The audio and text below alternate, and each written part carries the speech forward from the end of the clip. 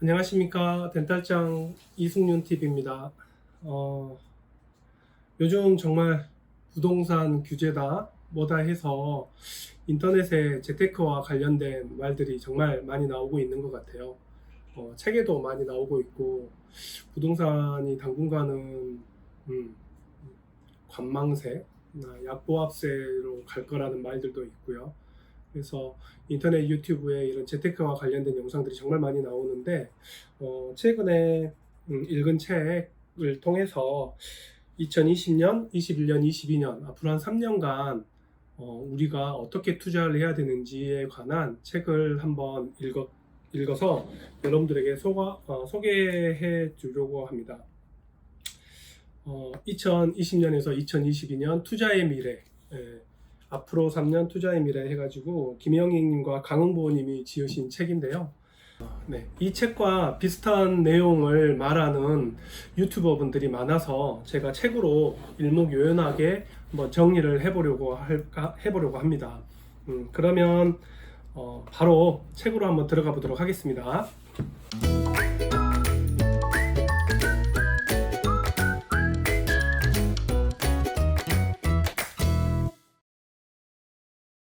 네, 책을 보면 먼저 글로벌 경제 위기가 온다는 말이 나오는데요. 2020년 무렵에 경제 위기가 온다는 게 대다수의 의견이래요. 대다수 의견이고 이제 이 2020년을 경제 위기가 온다고 얘기하는 이제 그 과정을 보면 처음부터 보면 2008년에 금융위기가 오고 미국이 가장 적극적으로 재정 지출을 늘렸죠. 그래서 소비와 투자가 회복됐지만 이것이 완벽한 회복과 경제 상승이 아니라는 것은 모두 다 동의하실 거예요. 그래서 전 세계 각국의 정부가 막대한 화폐를 찍어내면서 그 결과 정부가 부실해졌고 특히 선진국과 일부 신흥국은 정부가 늘었고 신흥국 상당 부분의 신흥국은 기업이 늘었고 그 중에 이제 기업 부채가 증가한 것은 중국. 특징적으로 우리나라만 가계부채가 증가했다고 이제 나오고 있습니다. 그래서 이 부실한 정부 부채, 기업 부채, 가계 부채의 부실을 없애는 과정이 이제 고통스러운 경제 위기가 될 거라고 예언을 하고 있고요.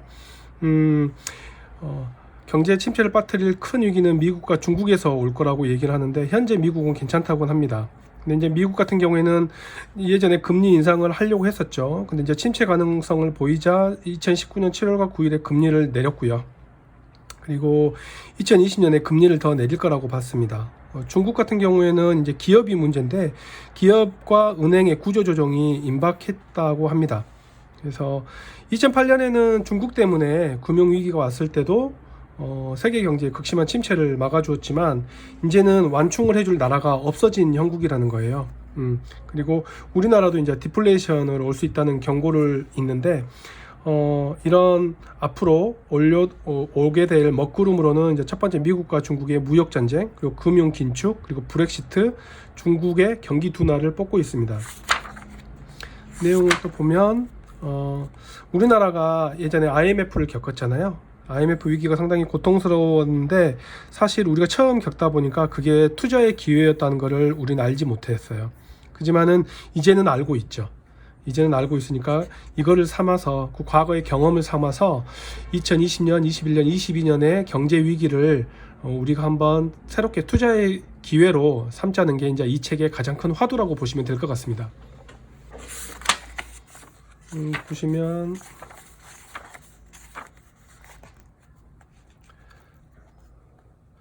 우리나라 같은 경우에는 투자의 성향이 이제 변화가 되고 있는데 저성장, 저금리 시대로 접어들면서 한국 가계 자산이 부동산에서 부동산 실물에서 금융으로 이제 재조정이 일어나고 있고 앞으로도 이게 대세라고 얘기를 하고 있어요.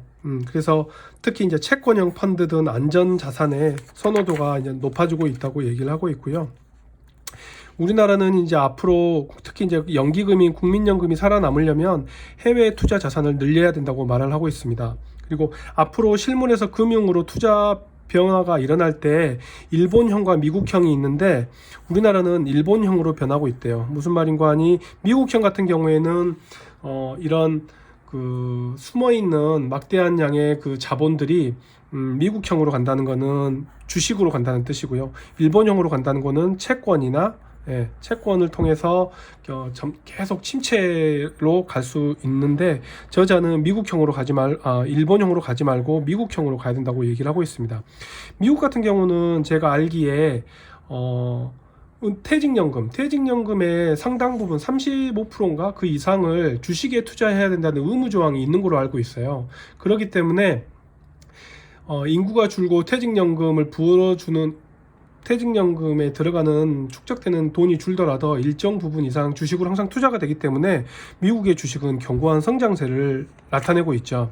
그리고 항상 나오는 말이지만 저금리 시대 투자 전략을 얘기하면서 꼭 덧붙이는 말이 최고의 투자는 본업에 집중하는 거라고 나와 있습니다. 사실 좀 저명한 경제 관련, 재테크 관련 책을 보면 이 말이 꼭 나와 있어요.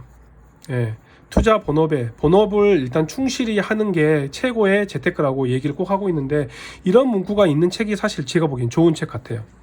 그러면 글로벌 중시 투자를 어디에 해야 되냐?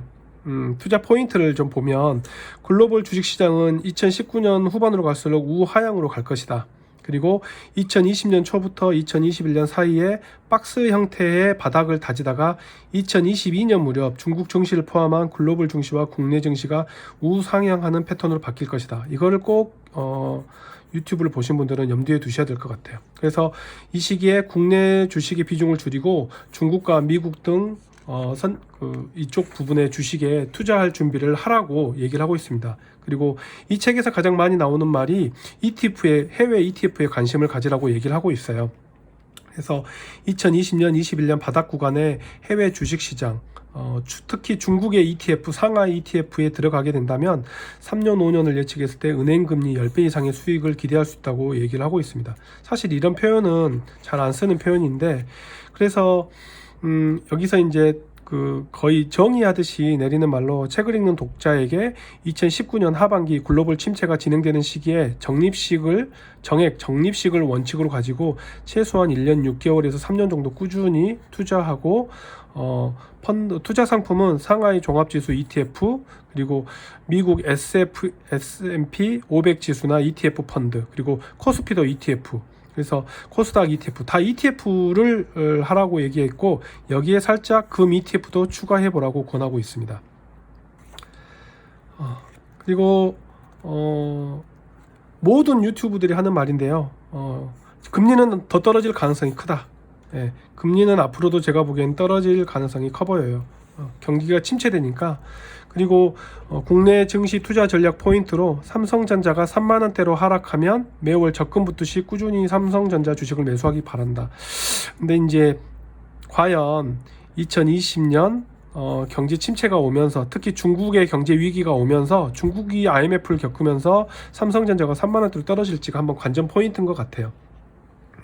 그리고 2019년 말 주식 하락기는 2008년보다 더 심할 거라고 얘기를 하고 있어요.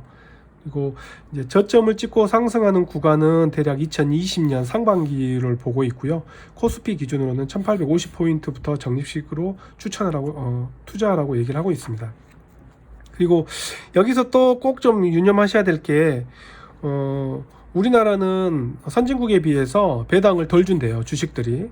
그래서 주가가 저평가되는 현상이 코리아 디스카운트 현상 중에 하나로 배당을 덜 주기 때문이라고 얘기를 하고 있는데, 한국 기업이 앞으로는 배당을 더 줄 수밖에 없는 환경이 조성되고 있대요.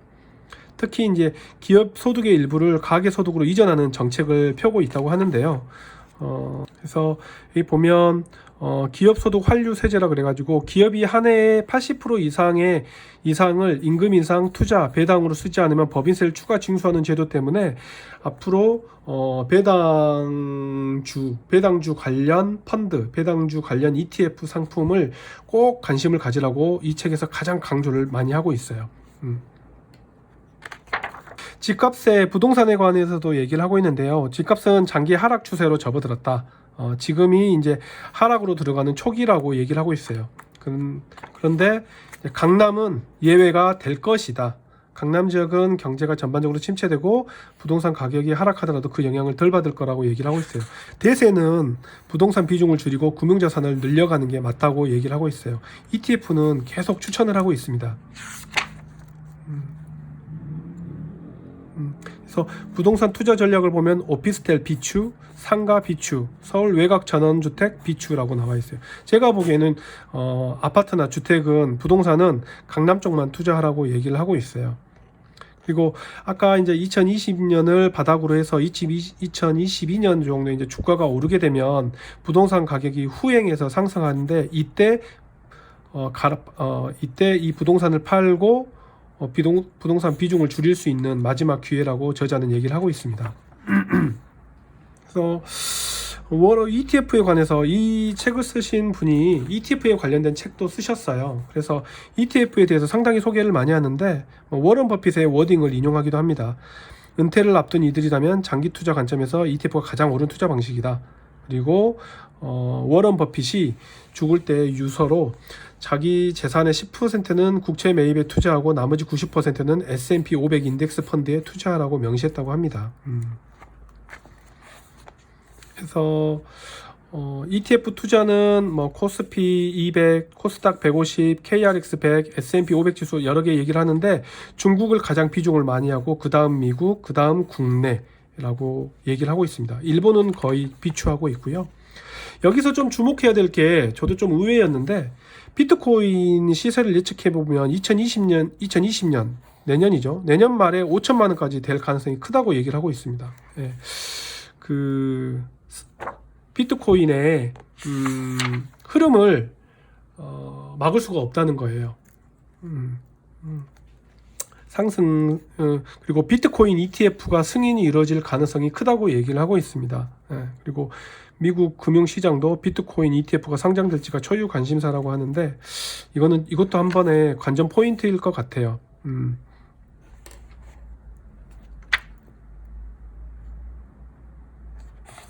중국이 구조조정을 미룰 수밖에 없다고 합니다. 중국이 이제 앞으로 소비 주체로 이제 부상할 거라고 단언을 했다고 해요. 짐 로저스가. 지금 그동안 중국은 투자로 인해서 발전을 해온 나라거든요. 근데 이 투자로 인해서 성장해온 거를 국내의 내수 시장을 부활해서 그래서 이제 중국이 다시 기업 구조 조정을 하면서 소비 주체로 부상할 거라고 얘기를 하고 있고요. 이 부채와 투자 중심의 성장에서 소비 중심으로 이동하는 과정인데 이때 투자가 줄어들고 소비가 서서히 증가하면서 그 차이에 의해서 위기와 진통이 겪을 거라고 얘기를 하고 있고 이때 기업의 구조조정이 일어나는데 구조조정이 일어날 때 상당히 그 가격이 하락된 중국의 우량주를 투자하라고 얘기를 하고 있어요. 중국의 IMF, 한국의 IMF 말고 중국의 IMF를 우리가 올라타야 된다라고 이 책은 얘기하고 있는데 사실 유튜브에 상당수의 많은 분들이 중국이 앞으로 위기가 올 텐데 그때 우리가 현명하게 투자를 해서 IMF 때 겪었던 아픔을 교훈으로 삼으라고 얘기를 하고 있어요. 중국 금융시장에 불을 쌓으라고 얘기하고 있고요. 중국의 금리 자유화는 어쩔 수 없는 대세의 흐름이라고 합니다. 이번에 제가 알기에는 미국과 중국의 무역 협상에서 앞으로 중국의 금융은 전면 개방으로 간다고 얘기를 하고 있어요. 알고 있어요. 그렇게 알고 있고 그동안 중국이 미국과 무역을 하면서 엄청나게 이익을 본 4조 8천억 달러에 대한 이익을 이번에 중국 기업 구조조정을 통해서 미국이 벌어들일 기세라고 합니다. 그래서 미국 증시 투자 전략도 보시면 2021년 후반기부터 22년부터는 다시 상승 추세로 접어든다. 그리고 2019년 말부터 2021년까지는 하락이니까 이때 위기 때 현금을 잘 보유해서 ETF로 갈아타라고 얘기를 하고 있어요. 한국 마지막에 이거는 사실 너무 많이 경제나 재테크에 대해 관심 있는 사람은 다 들어봤던 내용일 텐데 한국 경제가 앞으로 도약하는 길로 여러 가지 방안이 있지만 이 책에서는 특히 리디노메이션을 주목하라고 얘기를 하고 있어요. 그래서 리디노메이션에 이제 이분은 찬성하는 쪽인데 그 근거로 이제 경제 규모가 확대됐고 수출이 세계 6위라는 대외 규모에 걸맞는 환율을 가져야 된다. 그리고 리디노메이션이 내수를 부양할 수 있고 세수 중대 효과를 기대할 수 있다고 얘기를 하고 있어요. 그리고 가장 중요한 이유로 한국 경제의 디플레이션 위기 때문에 리디노메이션을 강하게 주장을 하고 있고, 정말 리디노메이션이 된다면 제가 보기에도 잘만 슬기롭게 그 정책을 편다면 좋은 방안일 것 같긴 해요. 그래서 우리나라 인구 고령화가 이제 과학에 미치는 영향으로 이제 가계는 상대적으로 작은 집을 찾게 되고요. 안전자산을 찾아 투자하는 성향이 보인다고 합니다. 일본이 너무 안전자산을 찾아서 투자하려고 하니까 주식에 투자를 안 하고 은행에 0%지만 은행에 돈을 다 넣어버리고요. 그리고 은행도 어떻게든지 이 낮은 금리에서 이윤을 뽑아내기 위해 그 채권형 금융상품에 가입을 하게 되다 보니까는 성장률이 더더욱 하락이 되는 거죠. 그리고 가계 소비 지출의 구성도 달라진다고 했고, 소비 지출이 줄고 서비스 지출이 늘어난다 라고 얘기를 하고 있고, 인구 고령화 단계가 높을수록 소비를 위해 해외 자산에 투자했던 자금을 환수하면서 그 나라의 통화 가치가 오르게 된다고 얘기를 하고 있습니다. 그리고 노동 참여율이 당연히 떨어지게 되죠, 인구 고령화로. 그래서 노인들은 인플레이션보다 디플레이션을 좋아한대요.